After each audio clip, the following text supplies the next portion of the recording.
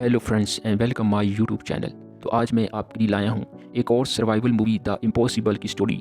इस कहानी में हमें एक ऐसा वाक़या दिखाया जाता है जो कहीं भी किसी भी जगह और कभी भी पेश आ सकता है, क्योंकि कुदरत का कहर कब किस पर टूट पड़े इसका किसी इंसान को कुछ भी पता नहीं होता। जी हाँ, हम बात करने वाले हैं 2004 में आए एक समुद्री तूफान के बारे में, जो कि थाईलैंड के एक बीच रिसोर्ट में पेश आया था, जिसमें सैकड़ों की तादाद में लोगों की मौत हो गई थी।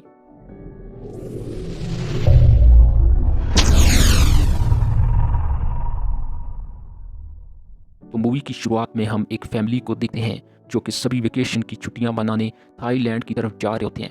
फैमिली में फादर का नाम हेनरी, माँ का नाम मारिया और बच्चों के नाम लूकस, थॉमस और साइमन होते हैं। इसके बाद जब वो थाईलैंड पहुंचते हैं तो वो बहुत ज़्यादा मज़े करते हैं, लेकिन कुदरत के कामों का कोई पता नहीं होता कि वो कब इंसानों पर आजमाइश डाल दे।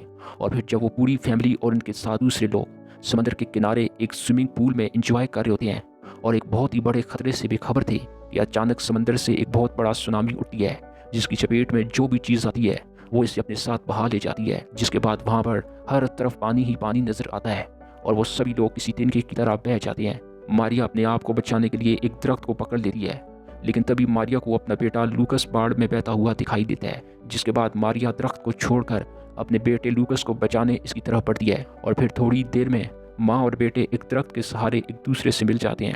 लेकिन मारिया के बाकी दोनों बेटे और हेनरी का कुछ पता नहीं होता, क्योंकि बाढ़ की वजह से वो सब एक दूसरे से अलग हो गए थे और अब इन्हें कुछ अंदाज़ा नहीं होता कि इन्हें किस तरफ जाना है। और तभी लूकस को अपनी माँ की टांग पर एक बहुत बड़ा जख्म दिखाई देता है, और थोड़ी दूर आगे जाने पर इन्हें एक बच्चे की आवाज़ सुनाई देती है जो इन्हें मदद के लिए पुकार रहा था। जिसके बाद वो उसे बचाकर तीनों एक पेड़ के ऊपर बैठ जाते हैं और मदद के आने का इंतज़ार करते हैं।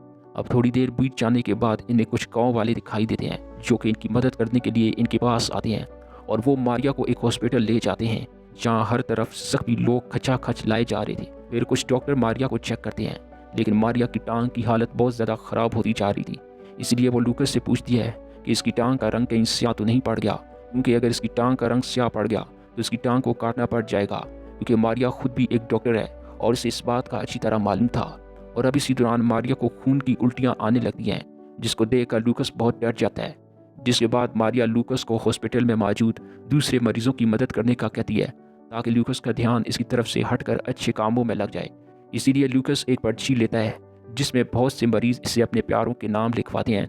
जिसके बाद लूकस एक आदमी की मदद करता हुआ इसका खोया हुआ बेटा मिलवा देता है, और इन दोनों को देखकर लूकस भी बहुत खुश होता है। लेकिन तभी इसे पता चलता है कि हॉस्पिटल के अमले ने इसकी माँ को किसी और जगह शिफ्ट कर दिया है, जिस पर लूकस डर जाता है, क्योंकि इसे लगा था कि शायद इसकी माँ की मौत हो गई है। अब सीन यहाँ से शिफ्ट होता है और अब हम लूकस के बाप हेनरी को देखते हैं जो कि इन्हीं को ढूंढ रहा था।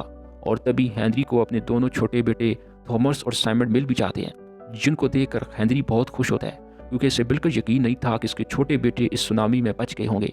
लेकिन अब हेनरी को मारिया और लूकस को ढूंढना था, इसलिए हेनरी थॉमस और साइमन को कुछ अनजान लोगों के साथ महफूज जगह पर भेज देता है और खुद मारिया और लूकस को ढूंढना शुरू कर देता है। और ढूंढते ढूंढते वो इसी हॉस्पिटल में पहुंच जाता है जिसमें लूकस अपनी माँ मारिया को लाया था, लेकिन मारिया अब यहाँ नहीं होती।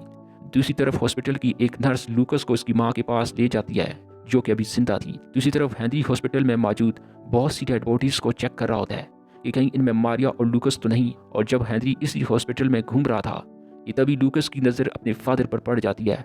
जिसके बाद लूकस फौरन अपने फादर के पीछे भागता है, लेकिन हॉस्पिटल में बहुत ज़्यादा रश की वजह से इसके फादर गुम हो जाते हैं। दूसरी तरफ हेनरी के छोटे बेटे, जिनको हेनरी ने अनजान लोगों के साथ भेजा था, वो भी यहीं पर होते हैं, और लूकस अपने बाप हेनरी को पुकारने लगता है। लूकस की आवाज़ थॉमस और साइमन भी सुन लेते हैं और वो लूकस की तरफ भागते हैं, और इसकी दूसरी तरफ हेनरी भी आ जाता है जो कि अपने तीनों बेटों को देखकर बहुत खुश होता है।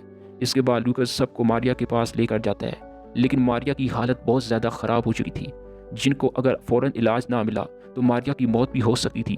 इसीलिए मारिया को इलाज के लिए सिंगापुर के लिए भिजवाया जाता है, जहाँ के हॉस्पिटल में इसकी टांग की सर्जरी की जाएगी। और इसी के साथ ये मूवी यहीं पर ख़त्म हो जाती है। नाज़रीन, ये मूवी एक सच्चे वाक़े पर मबनी है जो कि 2004 में पेश आया था, जिसमें मारिया की जान बच गई थी, और इसकी फैमिली की ये यादगार फ़ोटो आपके सामने है। उम्मीद है कि आपको ये वीडियो पसंद आई होगी।